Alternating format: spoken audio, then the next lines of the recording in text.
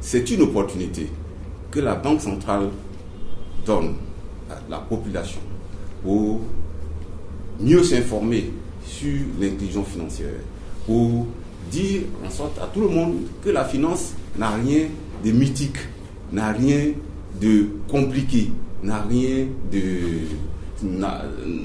difficile et d'insurmontable. Parce que la finance est présentée comme quelque chose qui est réservé à des sachants. Or, la finance, c'est la vie de tous les jours. Tous les jours, nous dépensons de l'argent. Tous les jours, nous achetons quelque chose ou bien nous investissons. L'inclusion financière vient donner les moyens de faciliter ces différentes opérations qui, au bout du compte, contribuent à l'économie nationale. L'investissement, c'est ça qui permet à l'économie de croître. La consommation, c'est ce qui permet aux opérateurs de vendre ce qu'ils produisent. Tout ceci vient alimenter les circuits économiques et donc c'est ce qui donne tous ces chiffres de la croissance économique dont les autorités parlent très souvent dans les discours officiels. Mais à la base de tout cela, il y a les actions que nous tous nous menons en tant qu'individus, en tant que citoyens tout court, en tant que contributeurs à notre économie nationale. Donc l'inclusion financière est une opportunité que tout le monde devrait saisir. À l'intérieur de tout ça, il y a un chantier important, celui de l'éducation financière. Effectivement, nous tous, nous allons à l'école. Il y en a à côté peut-être qui n'ont pas eu la chance d'aller plus loin. Il y en a même qui ne sont même pas allés à l'école. Mais le dénominateur commun pour ce qui concerne la finance, c'est que nous tous, nous sommes des non-sachants.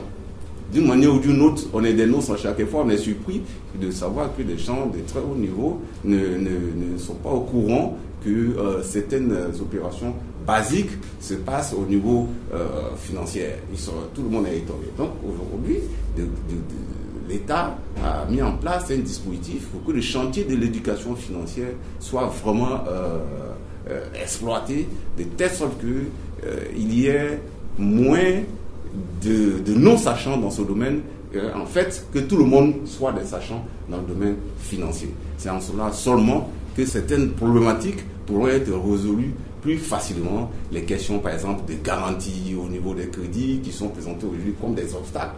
Mais chacun saura pourquoi on lui demande une garantie et que la garantie, en fait, derrière ça, c'est une question de la confiance. Est-ce que vous voyez? Donc, c'est des éléments simples comme ça que l'État veut mettre à la portée de tous en termes d'outils, en termes d'instruments pour que chacun, à son niveau, selon sa capacité, puisse d'abord réaliser ce qu'il veut à partir des financements que lui-même peut faire, les investissements qu'il peut faire, mais aussi derrière tout ça, contribuer à l'économie nationale.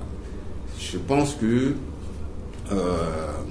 ce n'est que la première édition, mais grâce à vous, les journalistes, on souhaite que les prochaines éditions soient plus achalandées, que le public soit plus nombreux pour que la question de l'inclusion financière participe véritablement à une véritable démocratisation de la participation économique de tous les citoyens à notre développement.